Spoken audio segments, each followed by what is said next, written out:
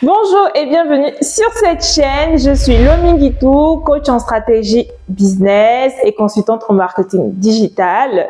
Je vous souhaite la bienvenue sur La Diasponaise, qui est une chaîne dédiée aux afropreneurs, c'est-à-dire les entrepreneurs de la communauté afro qui vivent dans la diaspora ou sur le continent. Donc ici, de quoi on parle? On parle entrepreneuriat, on parle business, on parle mindset. Le but est de vous aider au quotidien à travers mes vidéos afin de vous motiver, vous former, vous coacher aux bonnes pratiques de manière à ce que vous puissiez mettre en place des business viables, des business qui cartonnent et des business qui fonctionnent bien. Le but vraiment pour moi, c'est d'écrire avec vous vos success stories et que la communauté puisse grandir. Donc, si ce sont des thématiques qui vous intéressent, je vous invite à vous abonner dès maintenant et à activer la petite cloche de notification. Comme ça, vous ne raterez rien de mes prochaines vidéos et vous serez parmi les premiers à être avertis. C'est pas bien? Bah oui, c'est bien. Donc, abonnez-vous. Super. Je vous retrouve après le générique.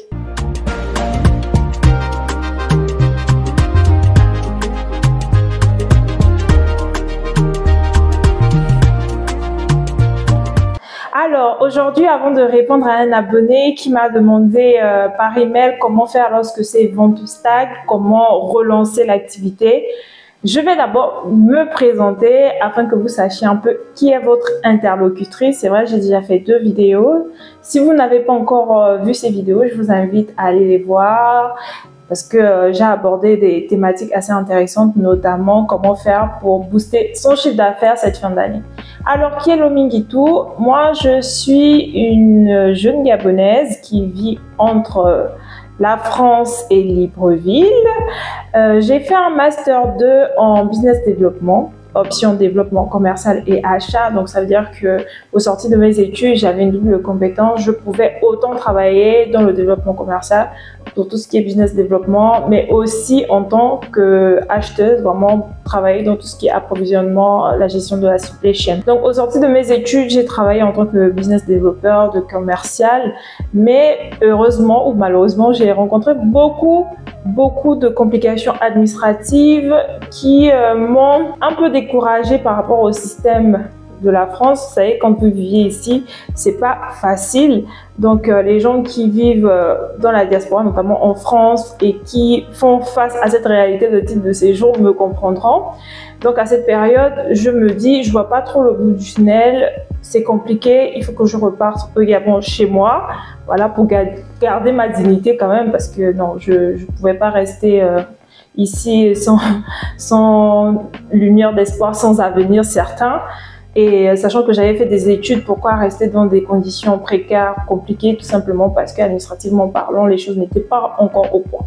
Donc, je décide de rentrer chez moi, mais tout en me disant qu'est-ce que je vais aller faire là-bas, parce que même là-bas, trouver du boulot, c'est pas facile. Donc, je me suis dit, bon, autant trouver du boulot soi-même, voilà, mettre en place une activité génératrice de revenus pour subvenir à mes besoins le temps que je serai là-bas. Donc, c'est pour ça essentiellement que je décide de me lancer dans l'entrepreneuriat en créant avec mon associé une boutique en ligne appelée Apimona. Je vous invite aussi à aller regarder nos réseaux sur Facebook et sur TikTok.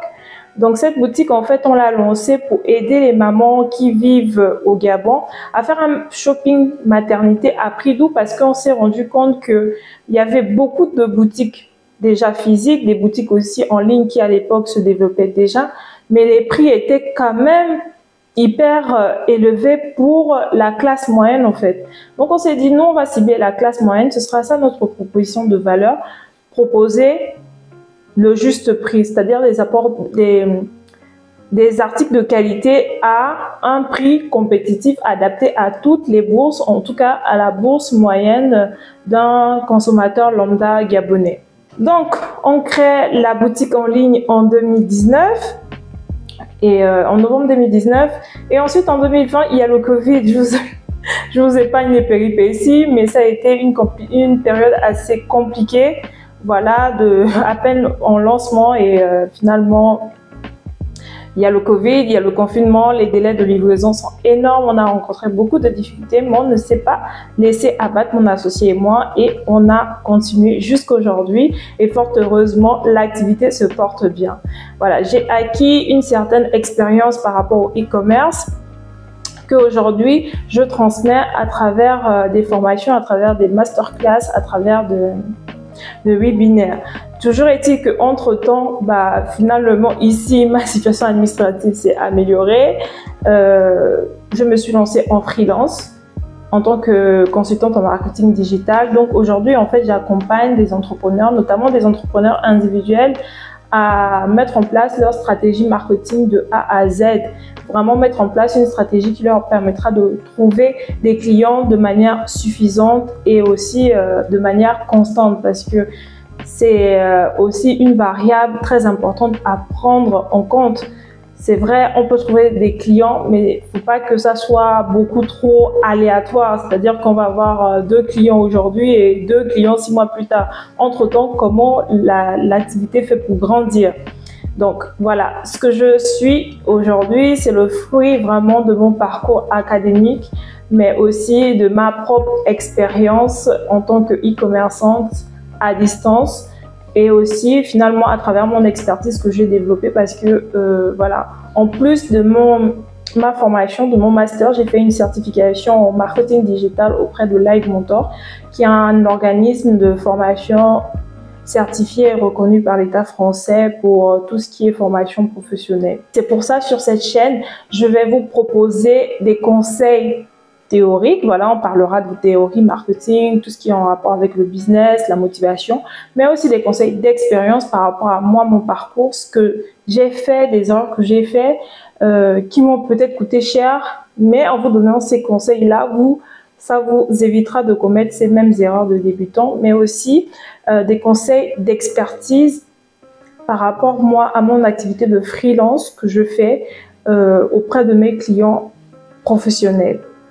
Donc, la diasponaise, c'est tout simplement, comme je disais au début, de vous aider, de vous donner les armes, vous en tant qu'entrepreneur qui exercez ici dans la diaspora ou comme sur le continent. Je vous donne des bases, des éléments, les rudiments pour avoir des business viables, pour écrire aussi votre success story, parce que les jeunes ont besoin d'exemples, ils ont besoin de voir des entreprises de la communauté commencer et exceller pour justement être encouragés à amorcer la voie entrepreneuriale. Donc, c'était moi, voilà ce que je suis. Où je veux aller, c'est simplement proposer à la plus grande majorité des entrepreneurs africains mes conseils afin de les aider au quotidien à propulser leurs ventes, propulser leurs activités de manière à ce que la communauté puisse grandir. Donc, à l'abonné qui m'a posé la question de savoir qu'est-ce qu'il faut faire quand les ventes stagnent. Cet abonné avait déjà commencé son business il y a 2 ans. Les commandes étaient assez récurrentes, mais malheureusement, depuis un moment, il constate que les commandes se font rares.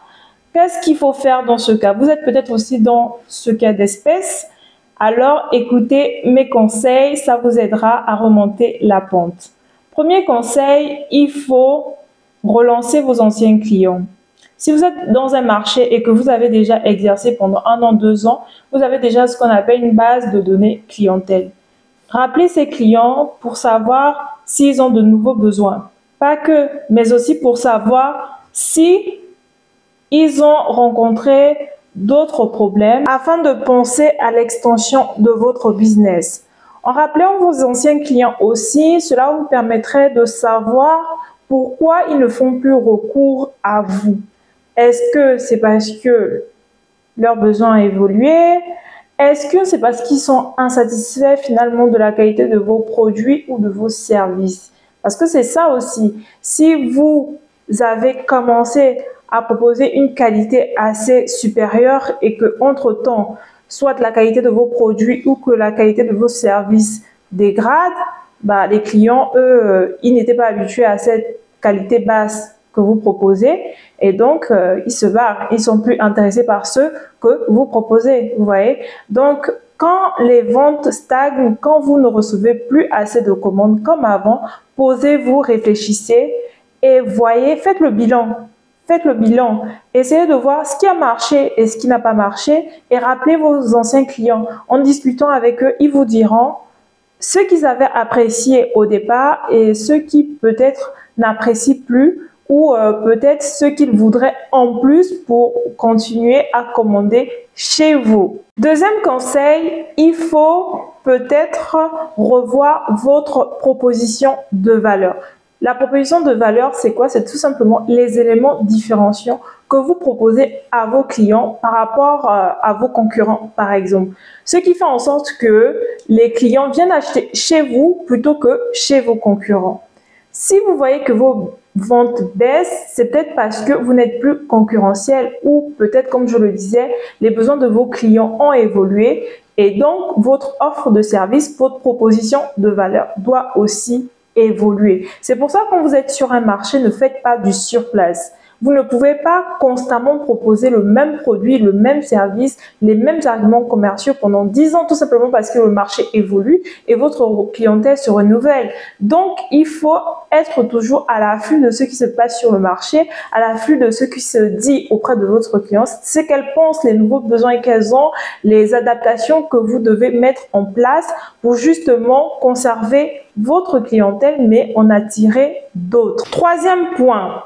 Si vous voyez que vos ventes baissent, c'est peut-être parce que vous manquez de visibilité. Pourquoi? Je vous explique concrètement. Par exemple, nous, quand on s'est lancé dans notre boutique en ligne, nous n'avions que notre page Facebook. Quand vous avez un canal de communication, ça veut dire que vous attirez une cible qui utilise ce canal-là. Au demeurant, vous êtes sur un marché où il y a différents canaux de communication. Ça veut dire que si vous utilisez qu'un, vous n'attirez à vous qu'une partie de votre clientèle. Et les autres personnes qui utilisent d'autres canaux de communication, vous ne les touchez pas. Donc, si vous n'utilisez que un ou deux ou trois canaux de communication, à un moment donné, vous allez manquer de visibilité. C'est pour ça, moi, je vous encourage à renouveler votre vivrier de clientèle, de prospects, en diversifiant vos canaux de communication et vos canaux d'acquisition client. C'est-à-dire que si vous avez un e-commerce et que vous communiquez déjà sur Instagram, sur Facebook, essayez d'aller sur Pinterest ou sur Twitter, de revoir votre stratégie de contenu, mais attention, tout en analysant un peu pour savoir si c'est pertinent, parce que si votre cible, effectivement, n'utilise pas d'autres réseaux sociaux, ces réseaux sociaux-là, c'est pas la peine d'y aller. Mais toujours est-il que vous devez diversifier vos canaux de communication. C'est vrai, il y a Internet, mais n'oubliez pas les canaux classiques. Vous pouvez faire des partenariats, vous pouvez faire la stratégie de marque blanche, par exemple. C'est-à-dire, vous construisez un écosystème où les prescripteurs pourraient recommander vos produits et vos services. Je vous donne un exemple. Si vous avez un business de location de sonos, ça veut dire que les prescripteurs, les potentiels partenaires avec qui vous devez travailler, ce sont des personnes qui ont les salles de fête, ce sont les personnes qui font la location de vaisselle, de chiffondish, des locations des juponnages et tout ça. Pourquoi? Parce que vous touchez à la même clientèle. Donc, ça veut dire que vous, en tant que loueur de sonos et de matériel de son pendant les événements, vous pouvez aller voir une salle de fête et dire, voilà, moi je loue la sono. Vous pouvez ajouter mon service directement à votre offre de location de salle. Ça veut dire que, par exemple, si votre partenaire loue sa salle à 500 000 francs, il peut proposer un package tout en ajoutant votre service à vous. C'est un peu comme si vous faisiez de la sous-traitance. Donc ça, c'est un exemple peut-être banal, mais c'est aussi valable dans d'autres types de business. Pensez à diversifier les canaux d'acquisition. Et pour diversifier ces canaux d'acquisition, il faut analyser en fait le parcours de votre client. À partir d'où pouvez-vous capter vos clients? C'est la question que vous pouvez vous poser. Est-ce que vos clients sont sensibles, par exemple, à la publicité que ferait un influenceur? Dans ce cas, essayez de voir avec un influenceur comment mettre au point un partenariat afin de booster votre visibilité et rendre votre service visible ou rendre vos produits visibles. Une autre stratégie en matière de visibilité serait de penser à vous faire référencer dans les marketplaces. Les marketplaces, ce sont des sites qui sont spécialisés sur une thématique particulière et dont l'objet est de permettre aux vendeurs d'avoir une certaine visibilité. Donc, par exemple, si vous êtes dans le business du fait maison, du fait main, essayez de vous faire référencer sur Etsy, par exemple, qui est une plateforme internationale où vous pouvez avoir une certaine audience, une certaine visibilité et vendre un peu plus. En tout cas, ce sont des exemples que je vous prends, mais pensez dans votre stratégie à diversifier vos canaux de communication pour être visible. Faites-le en ligne, mais faites-le aussi de manière classique à travers les recommandations, à travers votre réseau, à travers des partenariats, à travers des pop-up stores, par exemple, que vous pourrez mettre sur point pour atteindre votre clientèle là où elle se trouve.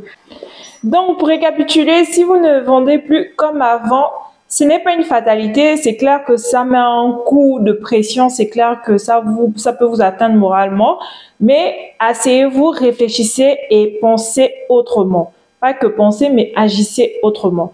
Je vous ai donné 3 conseils, donc appliquez-les, n'oubliez pas. Essayez de relancer vos anciens clients afin de savoir s'ils ont de nouveaux besoins. C'est beaucoup plus facile de retravailler avec un client avec lequel on a déjà travaillé auparavant parce qu'il y a déjà un lien de confiance. Si vos anciens clients n'ont pas de besoin, essayez de mettre au point une offre de parrainage afin de les encourager à vous recommander auprès de leurs proches. Donc, le deuxième conseil que je vous ai donné aussi, c'est de revoir votre proposition de valeur. Si les besoins de vos clients ont évolué, essayez de pivoter, faire évoluer votre business. Et troisième conseil, diversifier vos canaux de communication, vos canaux d'acquisition, travailler votre visibilité. Essayez donc de mettre en pratique ces 3 conseils et vous verrez la différence. Si vous estimez que votre problématique est beaucoup plus grande et que vous avez besoin de conseils personnalisés, écrivez-moi à la diasponaise@gmail.com ou prenez un rendez-vous de coaching avec moi pour que vous puissiez m'expliquer exactement l'activité de votre business, pourquoi aujourd'hui vous n'arrivez pas à écouler et en fonction de votre problématique, je pourrais vous proposer des conseils beaucoup plus adaptés. Je finis cette vidéo comme d'habitude en vous proposant une citation. Aujourd'hui, moi, je vous encourage à ne pas changer vos objectifs, mais plutôt changer de stratégie si vous voyez que les actions que vous menez aujourd'hui ne vous permettent pas d'atteindre vos objectifs fixés. Pensez autrement, agissez autrement afin de voir la différence dans l'atteinte de vos objectifs. Je vous donne donc rendez-vous la semaine prochaine pour une nouvelle thématique. Si jamais vous avez une problématique particulière, n'hésitez pas à m'écrire à la diasponaise@gmail.com. Peut-être que votre thématique fera l'objet d'une prochaine vidéo. En attendant, je vous souhaite de passer un excellent week-end et on se dit à la semaine prochaine.